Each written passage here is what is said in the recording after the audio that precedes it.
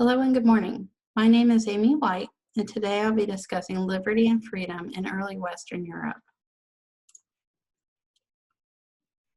The idea of freedom and liberty evolved into something more significant with the issuing of the Magna Carta, or rather the Great Charter. Signed in 1215 by King John I, issued a total of 3 times in 1217, 1225, and finally in 1297, when it was reintroduced and formally included as a part of English law.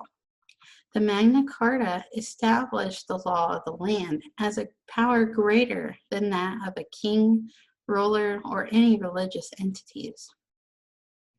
The Magna Carta provided individuals with freedoms and the legality to pursue their wishes as they please, which is liberty. It also placed the king or government under the jurisdiction of the laws as well, in effect making no one above the laws of the land. The document truly encapsulated the growing necessity for individual freedoms of the people.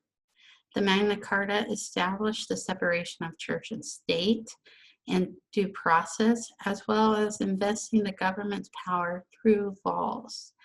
The Magna Carta became the bedrock for future revolutionaries who drew inspiration and legitimacy from the document's words and infused those words within their founding documents in their new national constitutions and ruling principles.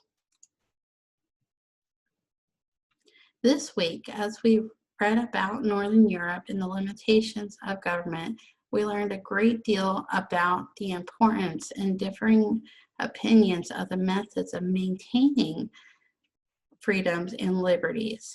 The definition of freedom is the power to or right to act, speak, or think as one wants without hindrance or restraint, while the definition of liberty is the state of being free within society from oppressive restrictions imposed by authority on one's way of life, behavior, or even political views.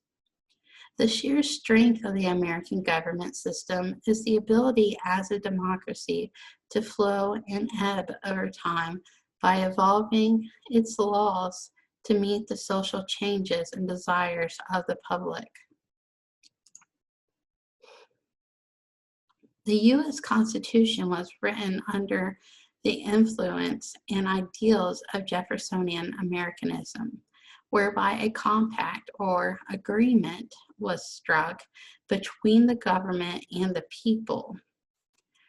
It ultimately limits the power of the government into a smaller government, a small central government with 3 essential duties: to provide defense, to regulate the economy and commerce, and to maintain the diplomacy with foreign nations, all of which is to maintain the structures and freedoms of a society for the people to live and enjoy their liberties in that country. The Magna Carta really outlined the ideals and the essential requirements of the freedoms of individuals and laid the foundation for future democratic processes and establishments by creating governments that work for the people, not just the rulers or a ruling class, but through individualistic governments. Thank you so much for listening. Please leave any comments you have below and have a wonderful day.